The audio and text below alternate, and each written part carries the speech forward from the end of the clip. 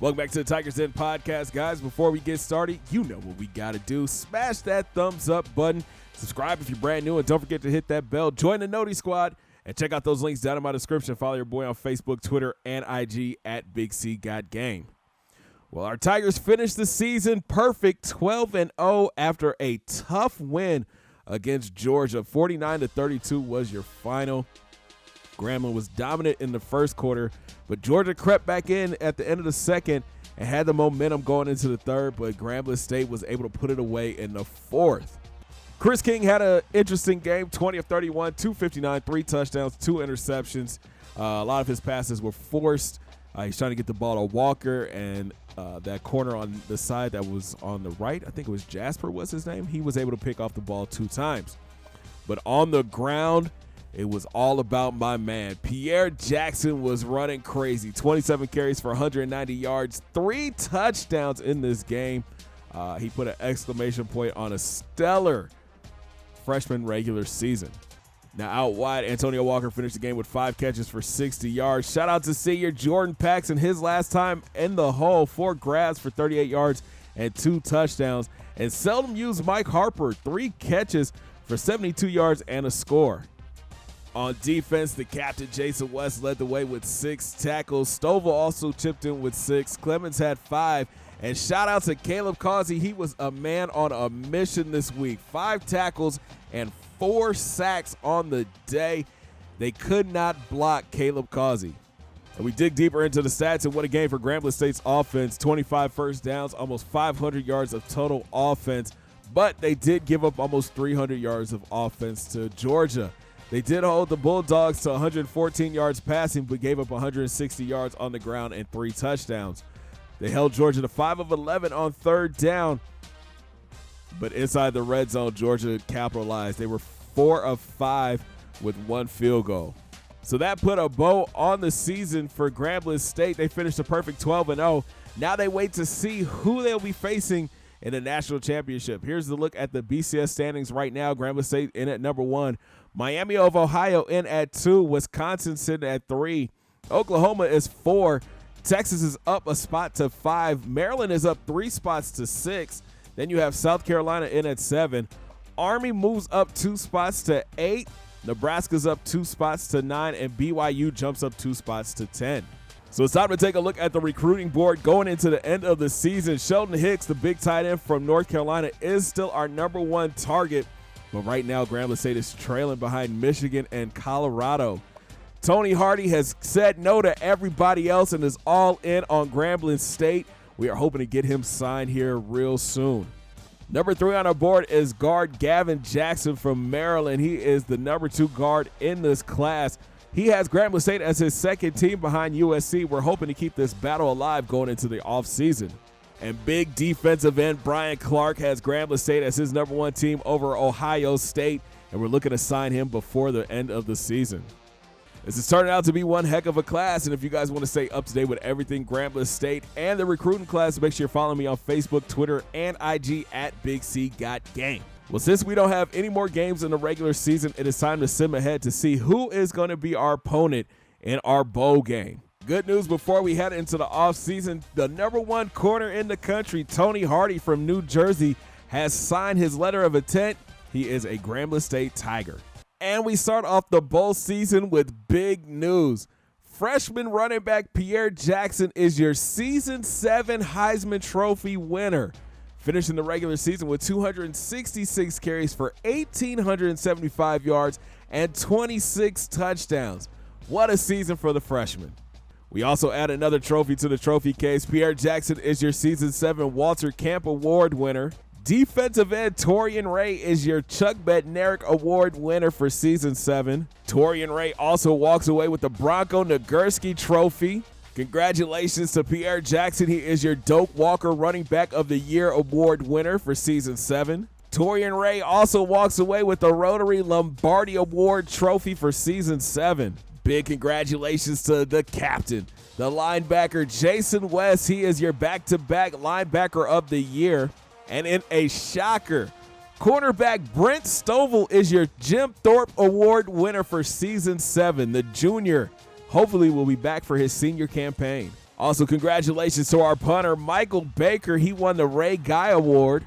And last but not least, Eric Rogers is your returner of the year for the second year in a row. So who will Grambling State be playing in the national championship? It will be Grambling State versus the Wisconsin Badgers. So how did the Badgers make it to the national championship? They finished the season 12-1. Their only loss coming to Ohio State in week 4. They beat Maryland in the Big Ten championship 44-41. The Badgers are led by senior QB Steve Adams. He is a pocket passer that's thrown for 3,393 yards, 38 touchdowns, and only 6 interceptions. And he is amazingly accurate. He's got a 92 throw power with 99 accuracy. He doesn't have any speed, so we can make sure we have our defensive ends on a pass rush at all times. In the backfield, Wisconsin is known for their run game, and Dwight Noble has carried that tradition on. He carried the ball this year 257 times for 1,501 yards and 1 score. His backup is Keon Jones, 84 carries for 456 yards and 5 touchdowns. And then their fullback is Big Casey Mitchell. He's 6'1", 257. He can run 55 attempts for 361 yards and 5 touchdowns. Wisconsin's also known for having solid tight ends, and Travis Brown is no exception. This is a big dude, 6'5", 268. He leads the team in yards and catches with 68 and 952 yards with 8 touchdowns. Out wide, Ty Smith is a monster, 6'4", 204. He caught 62 balls for 863 yards and 16 touchdowns on the season. Another tight end we have to be worried about is Chris Morris. He's caught 44 balls for 481 yards and 6 touchdowns.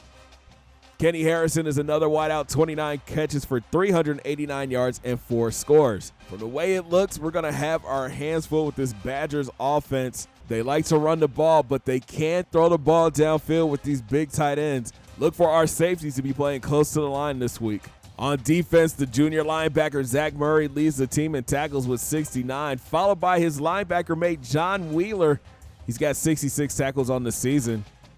And right outside linebacker Chris Robbins is third on the team with 64 tackles. The Badgers can get after the quarterback. Buck Alvarez leads the team with 4.5 sacks, followed by Alan Parker, the left outside linebacker. He's got 4.5.